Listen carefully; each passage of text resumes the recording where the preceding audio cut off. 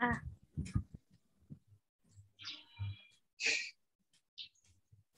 Assalamualaikum warahmatullahi wabarakatuh. Selamat pagi, salam sejahtera untuk kita semua. Saya yang terhormat, dosen ilmu pengetahuan alam SD 1, Bapak Dr. Andus Kaspol MPD, dan teman-teman sekalian. Saya ucapkan selamat datang pada proses presentasi kita kali ini. Puji syukur kita haturkan kepada Allah Subhanahu wa Ta'ala, yang tak lupa juga salawat serta salam selalu tercurahkan kepada Nabi besar Nabi Muhammad SAW. Izinkan saya, Dewi Yulianti, untuk menjadi moderator pada presentasi kelompok kami pada hari ini. Sebelum memulai presentasi kita kali ini, marilah kita sama-sama membaca basmalah. Bismillahirrahmanirrahim. Selanjutnya, saya akan memperkenalkan para pemateri kita hari ini, yang terdiri dari Siti Nur Aliyah sebagai pemateri pertama, yang kedua ada Nasyiroh sebagai pemateri kedua, yang ketiga ada Dewi Yulianti atau saya sendiri sebagai pemateri ketiga. Kelompok 7 ini akan mempresentasikan hasil makalah yang berjudul Gerak pada Tumbuhan. Perlu kita ketahui bahwa gerak pada tumbuhan merupakan suatu resapan terhadap rangsangan baik yang berasal dari dalam maupun dari luar individu. Seperti beberapa tumbuhan menggerakkan daun untuk tumbuhan ke arah sumber cahaya. Gerakan tumbuhan dapat diamati dengan adanya pertumbuhan tanaman yang menuju ke arah tertentu. Untuk lebih jelasnya nih teman-teman semuanya, marilah kita simak dengan sesama penjelasan materi pertama yang akan dijelaskan oleh Siti Nur Aliyah. Kepada Aliyah, saya persilahkan. Baik, terima kasih kepada moderator. Saya izin menyampaikan materi yang pertama, yaitu tentang gerak pada tumbuhan. Gerakan pada tumbuhan merupakan suatu resapan terhadap rangsangan atau stimulus, baik yang berasal dari dalam maupun dari luar individu. Tumbuhan dapat bergerak melalui daun, akar, atau batang, seperti beberapa tumbuhan menggerakkan daun untuk tumbuh ke arah sumber cahaya. Gerakan tumbuhan dapat diamati dengan adanya pertumbuhan tanaman yang menuju atau ke arah tertentu. Sebagai contoh, jika kita menancapkan sebatang kayu atau ranting di dekat tanaman yang merambat, maka selang beberapa waktu ranting kayu tersebut telah dibelit oleh tanaman yang merambat tersebut. Berdasarkan sumber rangsangan, gerakan pada tumbuhan dibedakan menjadi dua macam, yaitu gerak endonom. Gerak endonom adalah gerakan tumbuhan yang disebabkan oleh rangsangan atau faktor-faktor yang berasal dari dalam tumbuhan itu sendiri. Gerakan endonom disebut juga autonom. Macam-macam gerakan endonom yaitu mutasi, gerakan spontan dari tumbuhan yang tidak disebabkan adanya rangsangan dari luar. Higroskopis, gerakan tumbuhan yang terjadi karena adanya perubahan kadar air pada tumbuhan secara terus-menerus. Akibatnya, kondisi menjadi sangat kering pada kulit buah atau kotak spora, sehingga kulit biji atau kotak spora pecah sehingga bijinya terpental keluar. Berdasarkan sumber rangsangan, gerakan pada tumbuhan dibedakan menjadi dua macam, yaitu gerak etinom, yang merupakan reaksi gerak tumbuhan yang disebabkan oleh adanya rangsangan dari luar tumbuhan. Gerakan etinom tersebut juga disebut dengan gerakan esinom. Rangsangan itu dapat berupa cahaya, sentuhan, suhu, air, gravitasi bumi, dan zat kimia. Organ tumbuhan yang memberikan respon terhadap rangsangan tersebut adalah akar, batang, daun, bunga, buah, atau bagian dari organ tumbuhan tersebut. Berdasarkan arah respon, gerak etinom dibedakan menjadi 1. Gerak tropisme, 2. Gerak pasti, 3. Gerak taksis. Selanjutnya akan dilanjutkan oleh teman sekelompok saya kembalikan kepada moderator. Nah, itu tadi adalah penjelasan dari Siti Nur Aliyah. Terima kasih Nur Aliyah atas penjelasannya. Nah, materi yang kedua akan dijelaskan oleh Nasyiroh. Kepada Nasyiroh, saya persilakan. Gerak tropisme. Gerak tropisme adalah gerakan yang dilakukan karena adanya rangsangan dari luar. Tropisme berasal dari bahasa Yunani, yaitu trope yang berarti membelok. Bila gerakan mendekati arah rangsangan disebut tropisme positif. Jika gerakan responnya menjauh arah datangnya rangsangan disebut tropisme negatif. Ditinjau dari macam sumber rangsangannya, tropisme dibedakan menjadi 1. Fototropisme. Fototropisme adalah gerak tropisme yang disebabkan oleh rangsangan berupa cahaya matahari. Contoh dari fototropisme adalah pertumbuhan kleoptil rumput menuju arah datangnya cahaya. Fototropisme positif pada umumnya anggota tumbuhan yang berada di atas tanah. Fototropisme negatif bersifat akar. 2. Geotropisme adalah gerak tropisme yang disebabkan oleh rangsangan gaya gravitasi bumi. Geotropisme disebut juga gravitropisme. Geotropisme positif jika gerakan responnya menuju ke bumi, menuju ke bawah isi bumi. Misalnya gerak pertumbuhan akar. Geotropisme negatif jika gerak responnya menjauh bumi atau menuju ke atas, misalnya gerak pertumbuhan batang. Next slide.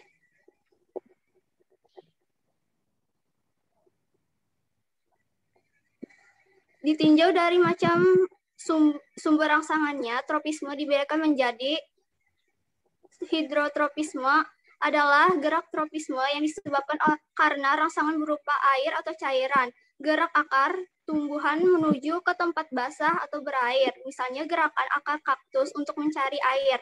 4. Kemotropisme. Kemotropisme adalah gerakan tropisme yang disebabkan adanya rangsangan berupa zat kimia, misalnya gerakan akar menuju unsur hara atau pupuk dalam tanah.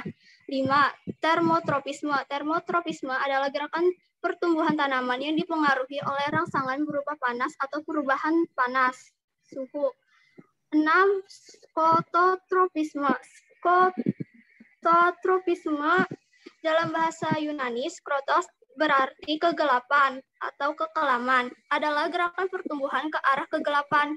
7. Reotropisme. Reotropisme merupakan gerakan tropisme yang disebabkan oleh airan cairan sehingga mempengaruhi arah gerak tumbuhan, misalnya eceng gondok.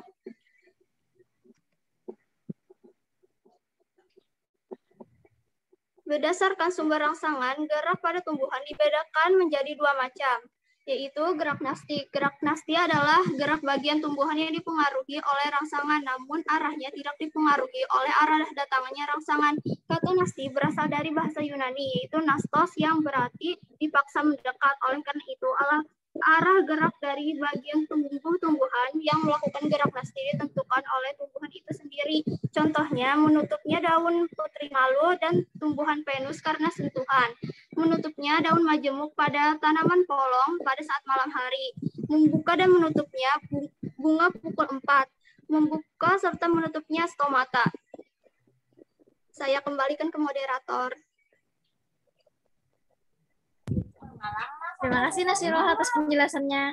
Selanjutnya, materi yang ketiga dijelaskan oleh saya sendiri, yaitu gerak nasti dibedakan menjadi 1. Fotonasti.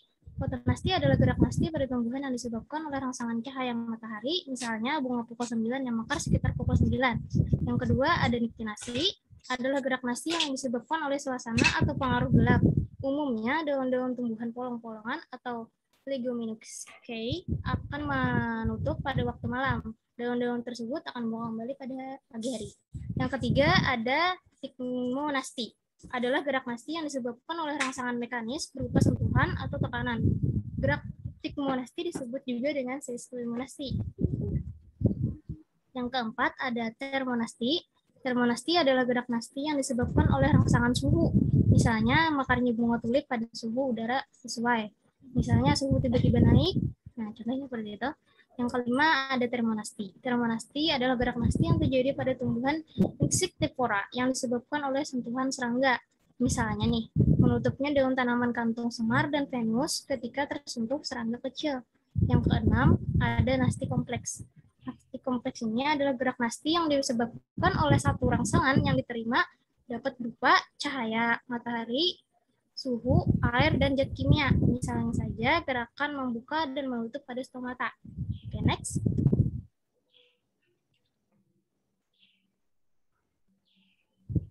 Berdasarkan sumber rangsangannya nih, gerak pada tumbuhan dibedakan menjadi 2. Yang pertama, ada gerak taksis.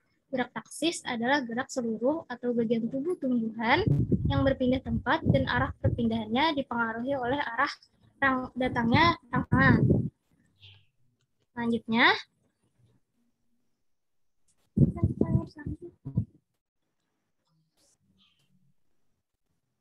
di dalam gerak fototaksis dibedakan menjadi yang pertama ada fototaksis.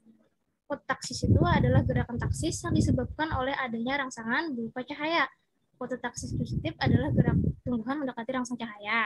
Fototaksis negatif adalah gerak tumbuhan yang menjauhi rangsangan cahaya, misalnya klorofil atau zat hijau daun yang bergerak menuju arah datangnya cahaya. Contoh yang kedua ada kemotaksis. Kemotaksis adalah gerak taksis yang disebabkan oleh rangsangan berupa zat kimia. Misalnya, sel spermatozoid yang bergerak menuju sel telur pada peristiwa pembuahan atau metagenesis. Tumbuhan lumut, Bryophytia. Next.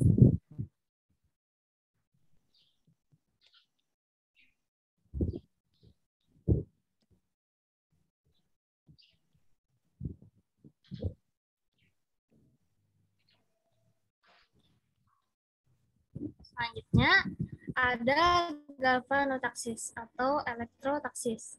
Itu adalah merupakan gerak taksis yang disebabkan rangsangan listrik. Yang keempat ada termotaksis, merupakan gerak taksis yang disebabkan oleh rangsangan suhu atau temperatur.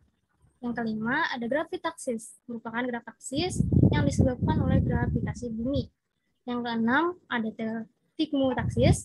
Tigmotaksis merupakan gerak taksis yang disebabkan oleh kontak fisik atau sentuhan. Yang ketujuh ada reotaksis, itu merupakan gerak taksis yang disebabkan oleh aliran cahaya. Selanjutnya ada fototaksis, merupakan gerak taksis yang disebabkan oleh suara.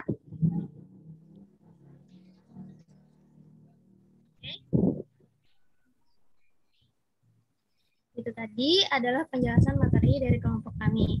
Baiklah teman-teman semuanya, untuk sesi materi telah berakhir.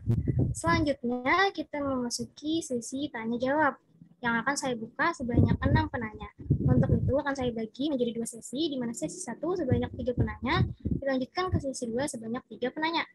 Bagi teman-teman yang memiliki pertanyaan terkait materi yang telah disampaikan tadi, silahkan raise hand, kemudian menuliskan kembali pertanyaan tersebut pada kolom chat Zoom. Kepada notulen, saya ingatkan untuk bersiap-siap menuliskan pertanyaan dari teman-teman. Pertanyaan ini akan kami tampung terlebih dulu ya. Silakan ingin bertanya, 3 pertanyaan dulu.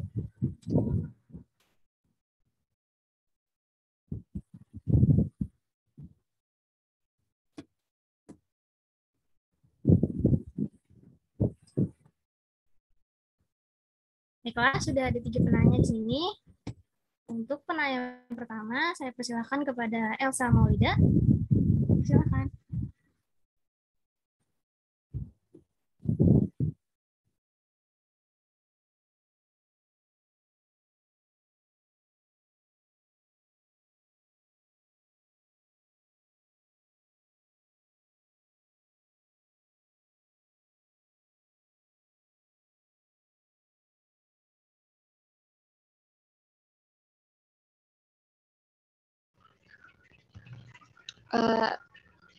Moderator, apa suara saya terdengar?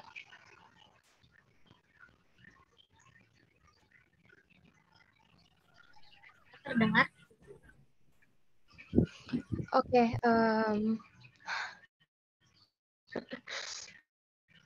Perkenalkan, nama saya Elsa Maulida dari kelompok 8. Pertanyaan saya, tumbuhan memiliki gerak untuk keperluan tumbuhnya. Apakah ada hal yang menyebabkan pergerakan tersebut terhambat?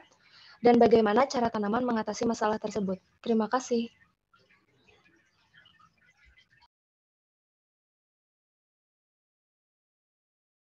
Terima kasih Elsa Maulida atas pertanyaannya. Baik, saya lanjutkan untuk penanya kedua, dipersilakan kepada Lia Mansyarah. Assalamualaikum warahmatullahi wabarakatuh. Salam. Apakah suara saya terdengar, moderator? Dengar jelas. Perkenalkan, saya Lia Maisarah dari kelompok 4. Ingin bertanya, bagaimana cara membedakan gerak tropisme secara mudah? Terima kasih. Terima kasih kembali. Untuk penanya ketiga, saya persilakan kepada Ismi Khairunisa. Silakan. Apakah suara saya terdengar, moderator? Dengar Ismi. Saya Ismi Hairunisa dari kelompok 3 ingin bertanya, apa fungsi dari gerakan pada tumbuhan, dan apabila tumbuhan tidak mengalami gerak tersebut, apakah akan ada dampaknya pada tumbuhan tersebut? Sekian dari saya, terima kasih. Terima kasih kembali. Baiklah, untuk pertanyaan 3 tadi, kami mohon izin dulu untuk minta waktu berdiskusi. Terima kasih.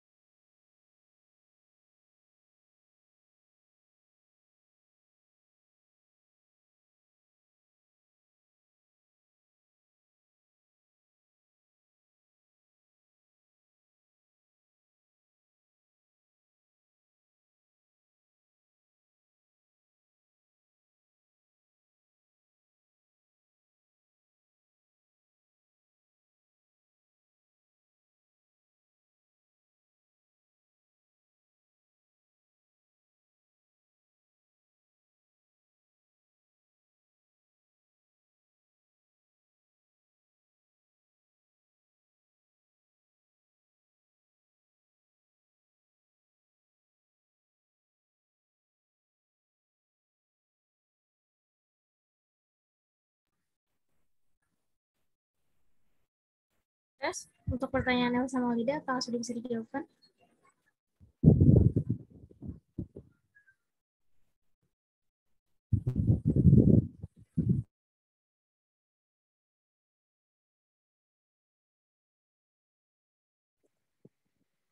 Pertanyaan dari Elsa Maulida dari kelompok 8. Tumbuhan memiliki gerak untuk keperluan tumbuhnya. Apakah ada hal yang menyebabkan pergerakan tersebut terhambat? Dan bagaimana cara tanaman mengatasi masalah tersebut? Jawabannya, pergerakan tumbuhan yang terhambat mungkin saja dipengaruhi oleh hormon tumbuhan itu sendiri. Hormon tumbuhan merupakan sekumpulan nyawa organik, bukan hara, yang terbentuk secara alami ataupun buatan. Zat ini mampu menimbulkan tanggapan secara biokimia, fisiologis, dan morfologis untuk mendorong, menghambat, atau mengubah pertumbuhan, perkembangan, dan pergerakan tumbuhan. Secara alamiah, setiap tumbuhan mempunyai kandungan hormon dalam komposisi dan konsentrasi yang berbeda-beda sesuai dengan karakter gen dari masing-masing jenis, seperti hormon auksin yang berpengaruh terhadap gerak fototropisme. Bila konsentrasi hormon telah mencapai tingkat tertentu, sejumlah gen yang semula tidak aktif akan mulai bereaksi. Contohnya pada gerak fototropisme pada uji coba tanaman kacang hijau yang ditanam dalam sebuah kotak lalu diberi lubang.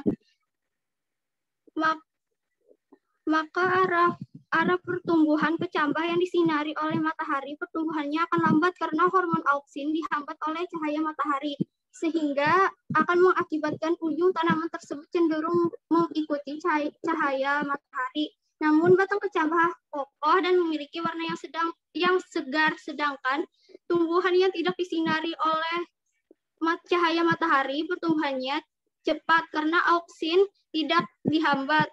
namun memiliki batang yang lemah dan warna yang pucat. Dalam percobaan tersebut dapat disimpulkan bahwa tanaman dapat mengatasi hambatan untuk tumbuh dengan menyesuaikan diri, namun dengan kondisi yang berbeda dengan tumbuhan yang tidak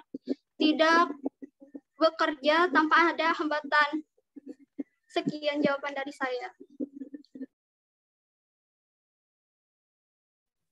Terima kasih Nasiro atas jawabannya tadi. Sebelum kita lanjut menjawab pertanyaan kedua, apakah dari teman-teman ada yang ingin menambahkan jawaban? Jika ada, silakan raise hand.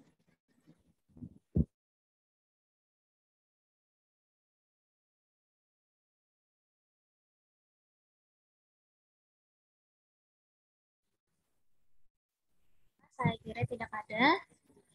Bagaimana? Elsa Maulida atas jawabannya tadi. Bisa diterima, terima kasih. Baiklah, terima kasih kembali.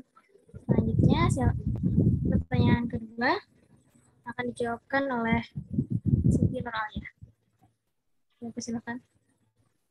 Terima kasih kepada moderator. Saya izin menjawab pertanyaan dari Ismi Khairunisa. Saya sebutkan kembali pertanyaannya. Apa fungsi dari gerakan pada tumbuhan dan apabila tumbuhan tidak mengalami gerakan tersebut, apakah akan ada dampaknya pada tumbuhan tersebut?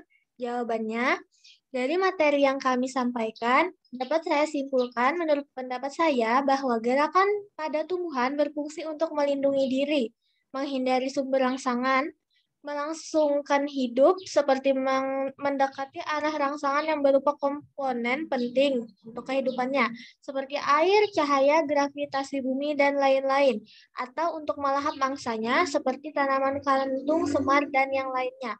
Serta berfungsi untuk membuktikan bahwa tumbuhan itu masih hidup, seperti bunga pukul 9 yang mekar sekitar pukul 9.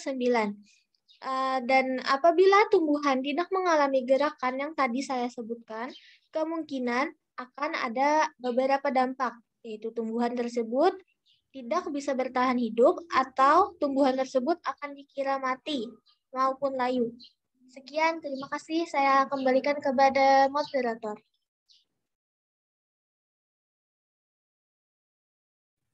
Terima kasih Siti Nuralia atas jawabannya.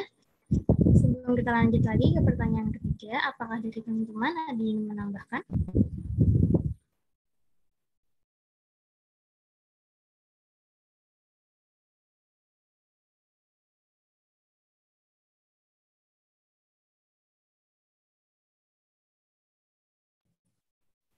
Saya kira tidak ada. Bagaimana? Ismi Khairunisa atas jawabannya tadi. Baik, bisa diterima. Terima kasih, moderator. Terima kasih kembali. Baiklah, untuk pertanyaan ketiga akan saya jawabkan dari pertanyaan Lia Maisyarah. Pertanyaan tadi adalah bagaimana cara membedakan gerak tropisme secara mudah. Gerak tropisme itu adalah gerak yang dilakukan karena adanya rangsangan dari luar. Itu dulu yang kita ketahui ya. Bila gerakannya mendekati arah rangsangan, disebut tropisme positif. Sedangkan jika gerak respon yang menjauhi arah datangnya rangsangan, disebut tropisme negatif. Jadi untuk perbandingannya antara gerak tropisme, nasti, dan taksis, dalam gerak eitonom adalah gerak tropisme itu adalah gerak tumbuhan yang arah datangnya dipengaruhi arah datang rangsangan dari luar. Maksudnya adalah gerak tropisme itu adalah gerak sebagian tubuh tumbuhan menuju atau menjauhi sumber rangsangan. Kalau gerak nasti itu adalah gerak sebagian tubuh tumbuhan akibat rangsangan dari luar, tetapi arah geraknya tidak dipengaruhi oleh datangnya rangsangan. Maksudnya itu, gerak nasti adalah gerak bagian tubuh tumbuhan yang dipengaruhi oleh rangsangan dari luar, tetapi arahnya tidak dipengaruhi sama sekali oleh datangnya rangsang. Yang ketiga, perbandingan dari gerak taksis. Gerak taksis, gerak pindah tempat seluruh bagian tubuh tumbuhan yang arahnya dipengaruhi oleh sumber rangsangan. Gerak taksis maksudnya tuh gerak taksis itu gerak seluruh tubuh tumbuhan menuju atau menjauhi sumber rangsangan. Sekian jawaban dari saya. Apakah dari teman-teman ada yang ingin menambahkan lagi?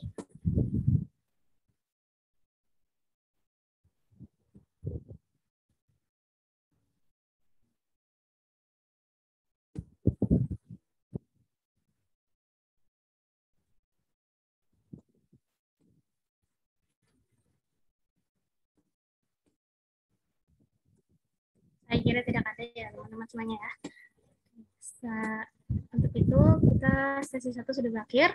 Kita lanjut ke sesi 2 yang akan saya buka sebanyak 3 penanya juga. Teman-teman yang ingin bertanya dipersilakan untuk raise hand dan menuliskan kembali pertanyaannya pada kolom chat Zoom.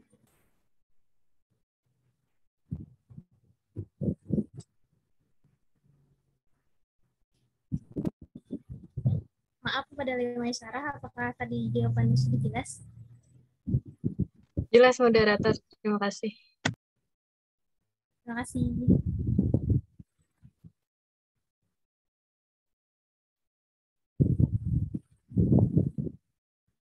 Baiklah, sudah ada 3 penanya lagi di sini.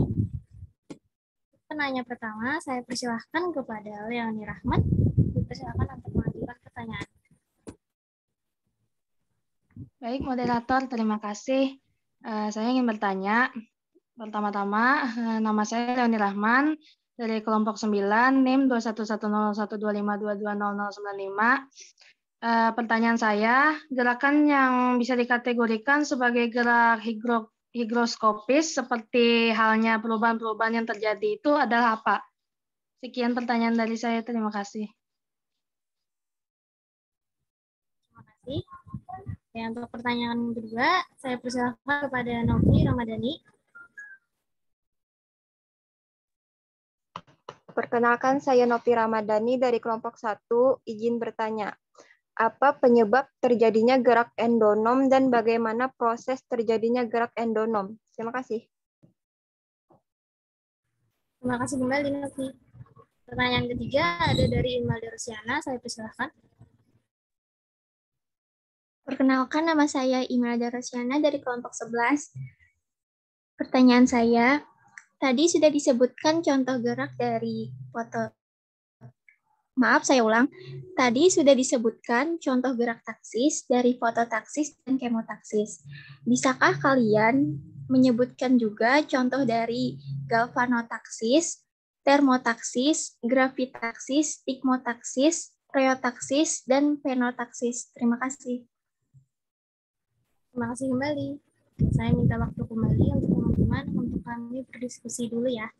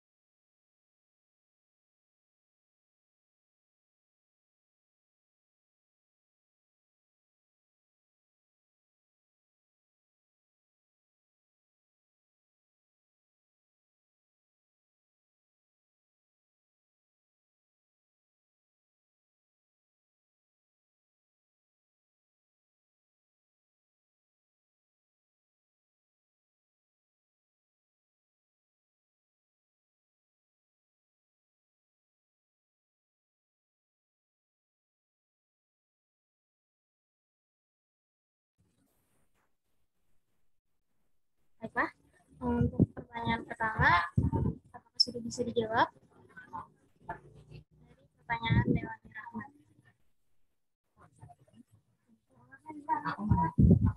Moderator. Ya, dipersilakan Asyirah. Menjawab pertanyaan dari Leoni Rahman dari kelompok 9, gerakan yang bisa dikategorikan gerak higroskopis seperti halnya perubahan-perubahan yang terjadi adalah gerakan higroskopis adalah suatu gerakan yang terjadi pada tumbuhan yang dapat diakibatkan oleh proses perubahan kondisi kadar air pada tumbuhan.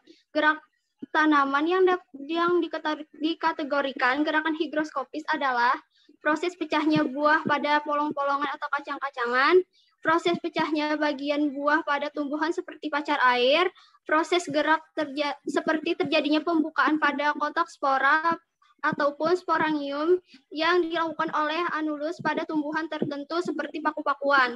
Proses gerakan pembukaan sporangium yang ada di sporangonium pada tumbuhan lumut yang diakibatkan oleh bagian gigi peristom. Sekian jawaban dari saya. Terima kasih. Terima kasih Nasyora sudah menjawabkan pertanyaan tadi. Apakah dari teman-teman ada yang ingin menambahkan jawaban? Izin menambahkan, moderator. Silakan kepada Tia Reski.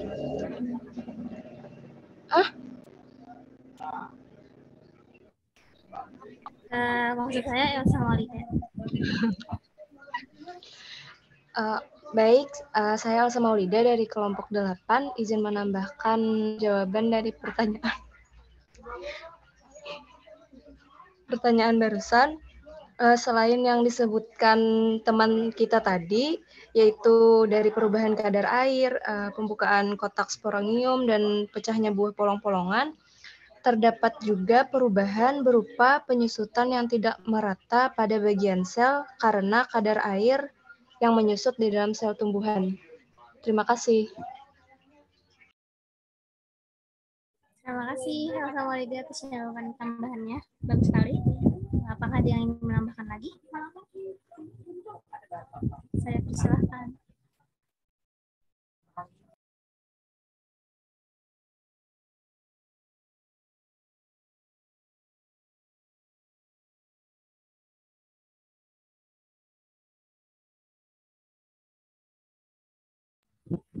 Baiklah, saya kira tidak ada lagi.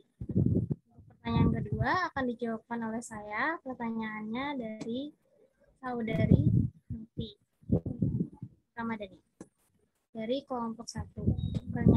Pertanyaannya adalah apa penyebab terjadinya gerak endonom dan bagaimana proses terjadinya gerak endonom itu sendiri. Gerak endonom disebut juga autonom. Gerak endonom adalah gerak tumbuhan yang disebabkan oleh rangsangan atau faktor-faktor yang berasal dari dalam sel atau tubuh tumbuhan itu sendiri. Maksudnya adalah gerak endonom tidak disebabkan oleh rangsangan dari luar. Terjadinya gerak endonom itu disebabkan oleh rangsangan yang berasal dari tumbuhan itu sendiri. Gerak ini bersifat spontan, sehingga ada yang menyebutnya juga gerak spontan.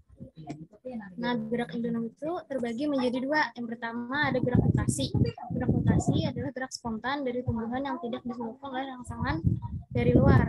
Yang kedua ada higroskopis, gerak bagian tumbuhan yang terjadi karena adanya perubahan kadar air pada tumbuhan secara terus-menerus. Akibatnya kondisi menjadi sangat kering pada kulit buah dan kotak spora, sehingga kulit biji atau kotak spora pecah sehingga bijinya terpental keluar. Nah, pecahnya kulit buah dan terpentalnya biji sebenarnya merupakan cara tumbuhan tersebut memancarkan alat perkembangbiakannya. Untuk penyebab terjadinya gerak endonom atau autonom ini belum diketahui penyebabnya dengan pasti. Tapi gerak ini diperkirakan terjadi karena adanya rangsangan yang berasal dari dalam tumbuhan itu sendiri, atau gerak tersebut tidak disebabkan oleh rangsangan dari luar. Sekian jawaban dari saya. Apakah teman-teman ada yang menambahkan apabila jawaban saya kurang jelas?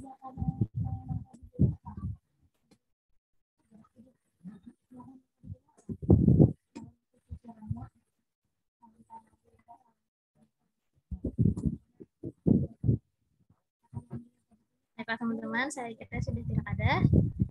Apakah nama Novi Ramadhani jawabannya bisa diterima? Bisa, moderator.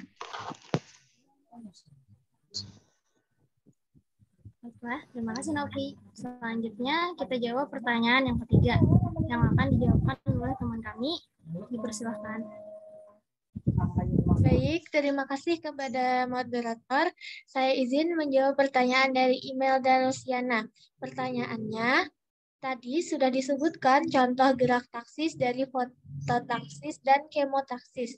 Bisakah kalian menyebutkan juga contoh dari galvanotaksis, termotaksis, gravitasis, stigmotaksis, reotaksis, dan penotaksis? Saya sebutkan jawabannya.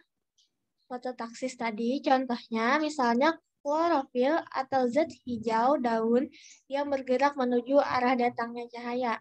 Kemotaksis misalnya sel spermatozoid yang bergerak menuju sel telur pada peristiwa pembuahan, atau metagenesis pada tumbuhan lumut atau bryophyta.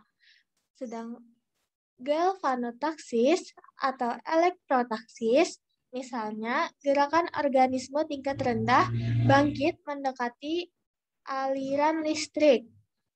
Lalu, termotaksis adalah gerak nasti yang disebabkan oleh rangsangan suhu, misalnya mekarnya bunga tulip pada saat suhu udaranya sesuai. Lalu ada gravitasis, misalnya tumbuhnya akar ke dalam bumi. Ada stigmotaksis, yaitu pertumbuhan tanaman sulur seperti anggur dan tanaman yang pertumbuhannya merambat dan mempunyai sulur yang membelit anggota penopangnya. Sulur tanaman akan tumbuh lurus sampai menyentuh sesuatu. Lalu ada reotaksis, merupakan suatu kecenderungan dari makhluk hidup untuk menerima rangsangan mekanis dari arus air karena ada gerakan misalnya pada planaria yang akan mengadakan reaksi terhadap arus air dengan reseptor yang ada pada seluruh tubuhnya. Sedangkan untuk gerakan fonotaksis, saya masih belum menemukan contohnya. Sekian, terima kasih. Terima kasih Nur Aliyah atas jawabannya. Untuk memperjelas, apakah ada yang menambah jawaban?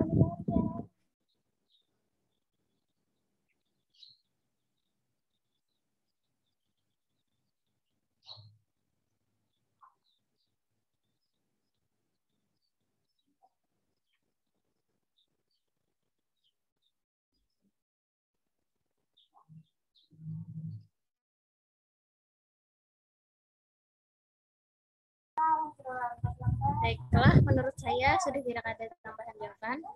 Teman-teman semuanya, ini tadi adalah pertanyaan terakhir yang akan dijawabkan oleh kelompok kami.